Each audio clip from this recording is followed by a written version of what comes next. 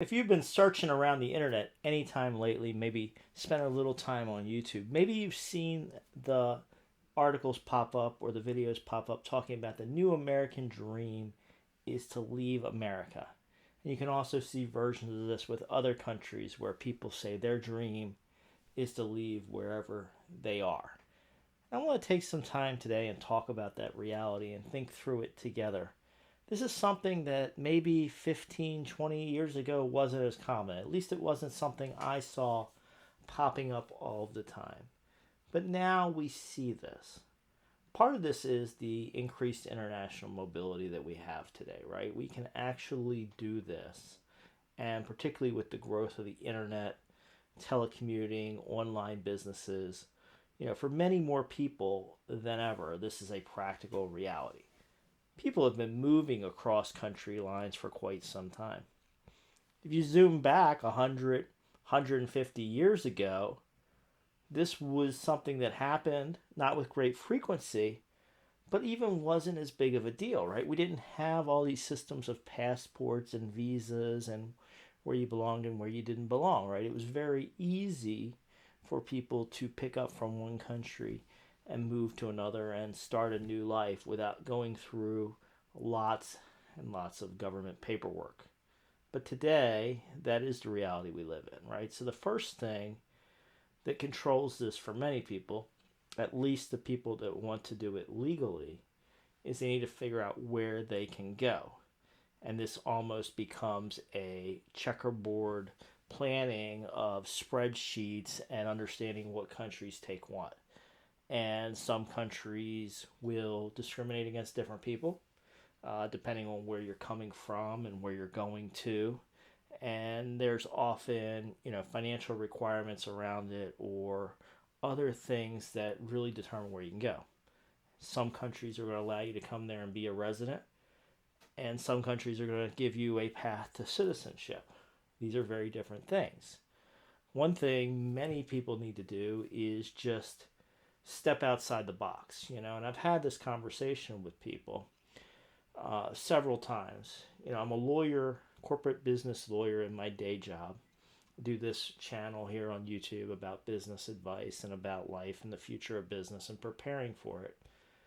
And today, kind of taking a little bit broader look. But from my professional life, I see a lot of this and I understand it, right? Most people don't think about immigration law and citizenship, residence permits. They just don't think in these categories. And many people do get familiar with it when it becomes important to them in their life. But if you're just starting to think about, I just want to leave, the first thing you need to understand is you can leave, but you can't necessarily just go anywhere, right? You're going to need a passport to leave the U.S. For most people, that's obtainable if you don't have some type of legal issue going on. But then wherever you go is generally going to just admit you as a visitor unless you do some special paperwork, right? They're going to say, okay, you, assuming you're an American citizen, you Americans can come for X amount of time, right? Which is usually set by their visa policies. But usually that's a tourist visa, right? You can just come visit here. You're not supposed to be working there, not setting up to live there, not earning money, just coming in to visit. And passport control in many countries will ask you questions like, where are you going? Where are you staying? How long are you going to be here? Do you have a flight back to home? Right? They're going to ask you these types of things to make sure that you're really not just coming to set up shop. Well, if you actually want to leave America, you need to think about who is going to take you and how. And that opens a whole range of questions.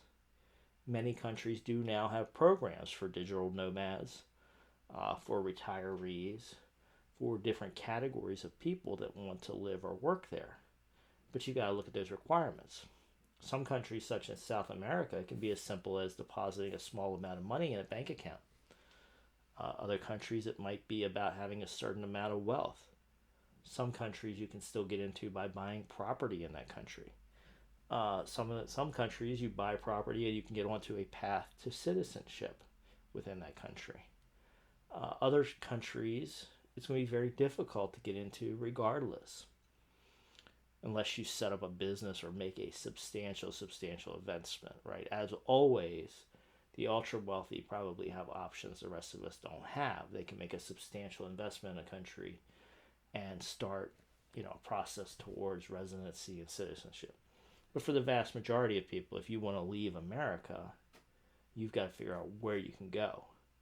And it's not the entire world, right? There is a set of countries, particularly if you still need to earn a living, if you still need to work, it is going to limit your options. And then you need to look at what that looks like going forward. Will you just be a resident somewhere for a period of time? Or do you want to move towards perhaps getting a citizenship in another country? Do you want to completely move away from America? Do you want to remain a U.S. citizen with all the pluses and minuses of that, which we'll talk about a little bit later? Or do you want to really become part of another country? That is something you need to think about as part of the strategy that you're laying out here, right? And I get it. America is disappointing to many. We are a checkerboard of laws here in this country. Some are very pro-freedom, and some are not very pro-freedom. I grew up waving the American flag and loving America. And I still think there's great things about America. But there's also some very disappointing things about America. We talk about all the freedoms and liberties that we have. And yet, if you look at some categories, we have less freedom, right? We have a very strong government with very strong surveillance mechanisms, right? That often impacts the justice of people. We have people who are wrongly accused of crimes all the time. We have civil asset forfeiture here in the country in many places, which allows essentially the police to take people's assets, often if they're just accused of a crime. And there's so many wrongs with that system, right? People can be accused, or their property can be accused of being associated with a crime, setting off a chain of events and money, and some very innocent people have lost assets, right? There's a lot of stuff under the radar here in the U.S. that necessarily points to not necessarily having the full liberty and freedom that everybody points to. And we can go deeper on that. If you want me to go deeper on that in future videos, please comment, because it's something, we potentially could dive into together in a future conversation, right? I can lay out the notes and we can work through that. So I can see how you would be disappointed. Also, the corruption. We see the corruption studies about how corrupt many foreign countries are, but yet many people closer to home see corruption within America, and I can understand why some people would think it's corrupt. There's a lot of money controlling things and a lot of unfair results, and so it's about finding the place for you. And I've talked to many people through online forums, through discussions one-on-one, just that have found other places that they really like, whether they're Americans or non-Americans. They found other countries which are a better fit for them. And one great thing is, with the level of freedom we do still have in America today, is we have the freedom to vote with our feet. And if you're thinking about leaving, please let me know in the comments. We'd love to hear your story about what you're thinking about, what you're doing, and it may inspire some future videos or some future thoughts. But there's a chance to vote with your feet and pick up and go. But there are many practical issues to just leaving America, right? To just be gone.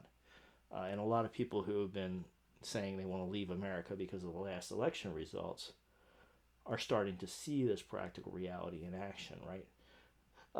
It's not as simple as just, I want to leave, right? You start going into all of this reality. What about work? Where are you going to earn income if you don't have substantial investments? And if you do have substantial investments as an American leaving America, those investments are probably still in America, and you're still going to be tied to America and the American economy to manage your retirement accounts, your investment accounts, your rental real estate, other things, right? You're not going to completely leave just by getting on a plane and being in a different location, right? There's more to this than this. What happens to all your possessions, right? We, particularly as Americans, tend to accumulate things, right? Most people have stuff. I know a lot of people struggle with that. It's a long process to get rid of all your stuff. It's got a finality to it, right? If you're leaving the country and you need to get rid of all your possessions, that's a lot of work. And so that's a reality for some people. You can't just pick up and leave all your stuff here unless you've got a plan, got some family or something to deal with it. Friends and family, what do you do with that? How do you stay connected? Right? You may go from seeing people that regularly to not seeing them. This can be particularly hard if you're used to seeing your family on a regular basis. Right now, suddenly you can't see them. And that takes an adjustment period for people that are very close to certain people. Language can be a real issue. Maybe you find a country that might be a good fit for you, but you need to learn another language. Right? You're not going to just be able to go there and plug in tomorrow because you won't speak the language of the locals. And while English is very well spoken around the world, they generally expect you to speak the local language in most places. So you're going to have a learning exercise. Obviously, culture is different. If you want to leave America, you probably are fed up with some things about the culture, probably how prominent politics have become, and how American politics seem to control everything and be the lifeblood of the entire country, and everything turns on a dime, right? We get a different person elected, and suddenly not only is that person coming in, but they're bringing all their people with them, and they're changing everything. And myself not fitting cleanly into either of the two big political parties here in the U.S., I watch this, and I just watch all the shift, right? And again, this affects my professional life as well, because all the policy changes have downstream business effects, which changes everything, right? So as the pendulum shifts, right, and it seems like the pendulum shifts more every 4 years now than it has in the past, as we go back and forth and change things, everything changes, right? Our culture is largely tied to politics, and our culture and our laws shift as these political waves go back and forth. Other countries, maybe they don't have as big of a government, they don't have as much power, and that allows a little bit of a different disconnect, right? People can get away from politics more. So I can understand why some people want that. Another big thing for Americans, and some people don't realize this, but Americans have worldwide taxation. We're one of only 2 countries in the world that have this kind of system of worldwide taxation. And even the other country that has it, a small African nation, doesn't have the robust system the U.S. does, right? Their system is much milder than the U.S. system. But if you're a U.S. citizen, or even, if you're a green card holder, even for a while, potentially talk to your tax advisor, you may be, stuck in the U.S. system for a while till you can get out. But you're going to face U.S. taxation even if you're overseas, right? And I'm in entire forums where people are Americans that are also citizens or residents of other countries, and they don't even realize their U.S. tax obligations, or they end up having to do computations for tax, in both countries, and often with surprising results, right? So if you're a U.S. citizen, you have to face the fact that you're going to be potentially taxed on your worldwide income. You may get offsets, you may get other things that make it milder in some cases, but that reality is going to hang on you until you figure out what you're going to do. And if you ultimately may want to renounce your U.S. citizenship if you get disconnected from the U.S. enough. I mean, many people do. It's an expensive and cumbersome process, and also has tax consequences with it, right? So it's not just as easy as turning in your passport. For many people, it has a lot more work to it. But many have done it, and it is a possible strategy. But it's got a lot of baggage with it, right? It's not simple. It's not simple for people that are coming to America because of our complex legal system and regulations, etc. We make it very hard for immigrants to come in here, especially the ones that want to do it, through the proper channels. It's not necessarily an easy process. It's often expensive and cumbersome.